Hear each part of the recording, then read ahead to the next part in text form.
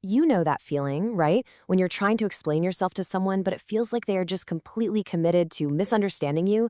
It's not just frustrating, it can totally drain you emotionally and spiritually. So today, we're going to look at this whole challenge through a spiritual lens and break down some really powerful strategies from key biblical stories on how you can get your peace and your purpose back. I mean, we've all been there. You're in a conversation, maybe it's with a friend, a family member, heck, even a coworker, and you just feel like you're talking to a brick wall. You explain it one way, you rephrase it, you try to clarify, but you just keep hitting that same wall of resistance. And you walk away feeling completely wiped out. And this is the real danger, isn't it? This quote just nails it. It's not just about one annoying conversation. When this happens over and over, it can actually make you start to doubt yourself, to question your own purpose. You start making yourself smaller, quieting your own voice, just trying to keep a peace that, let's be honest, probably wasn't even possible to begin with. Okay, so here is the big shift in perspective we need to make. What if this isn't just a simple communication breakdown? What if the other person's goal isn't to understand you at all? The core idea here is that this resistance isn't an accident, it's a strategy. It's designed to trap you in an endless loop of explaining yourself, which distracts you from actually living out your purpose. So this right here draws a really sharp line in the sand. Look, a simple misunderstanding, that's normal. It's based on good faith. You give more facts, you get to a place of clarity, and you both move on. But what this framework calls spiritual resistance, that is a whole different beast. Think of it as opposition with an agenda. It's committed to confusion. Its entire goal is to drain your energy and distract you. It's not a problem in the conversation, it is the conversation. All right, so what do you do about it? Well, the first strategy is really a two-step move. First, you have to figure out what you're actually dealing with. And second, you have to be willing to just disengage. Okay, let's unpack this. Step one is all about discernment. It's about looking past the person in front of you and recognizing the spirit of opposition that might be influencing them. Now, step two is about your response. And notice what the options are. They're not explain it harder or win the argument. They are silence and walking away. And step three is the why. You do this to protect your energy for what you're actually called to do, your assignment. This is such a wild example, but it perfectly illustrates that first step. Jesus isn't really rebuking Peter, his good friend. He's speaking directly to the spirit that was influencing Peter's words right then and there. It's a powerful model for how to identify the source of the resistance without actually condemning the person. And that leads right into the second part of this strategy, disengaging. See, it's not about being weak or not being able to win the fight. It's about being wise enough to realize that some fights just aren't worth your time and energy. Sometimes, the most powerful and obedient thing you can do is just be silent and walk away. And this story just perfectly illustrates that. He's in his own hometown, and the crowd turns on him.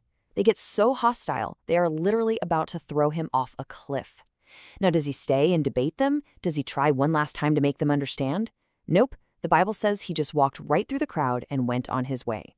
Some situations don't need your explanation. They just need your exit. Okay, let's get into our second strategy. And I'll be honest, this one can be one of the toughest to actually practice. It's all about letting go of that very human, very natural instinct to defend your name and your reputation.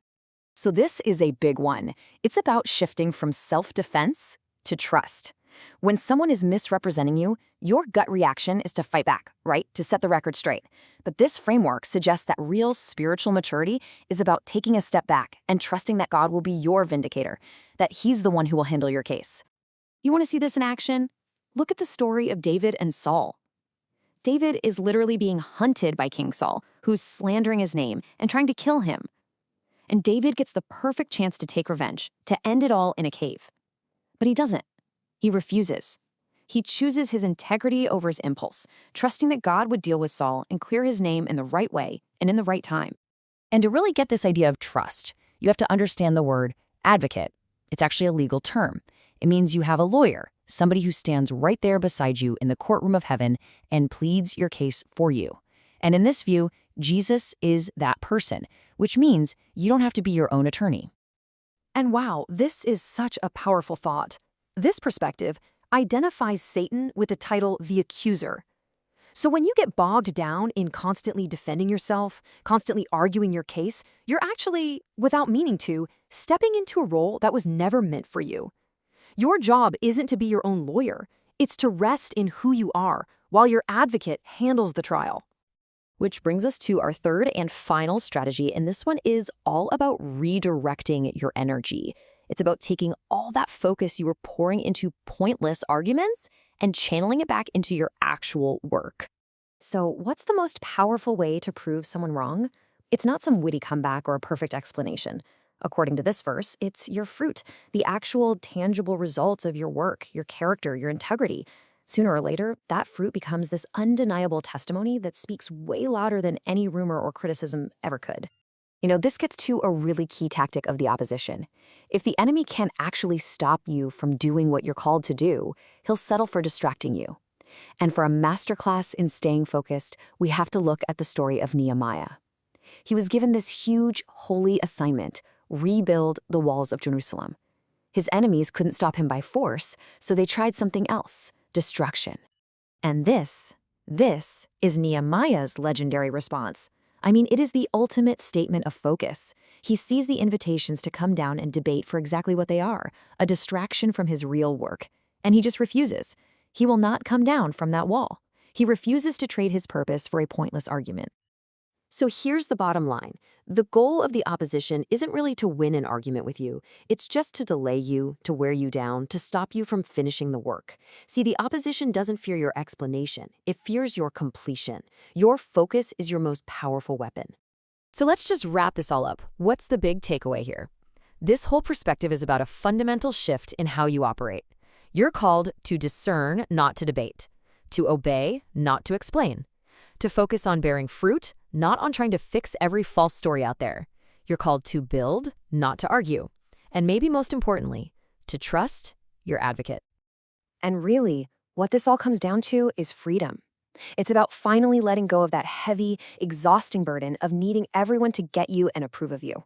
And instead, you get to embrace the peace that comes from knowing you were chosen for a purpose. And that right there is the only validation you ever really need.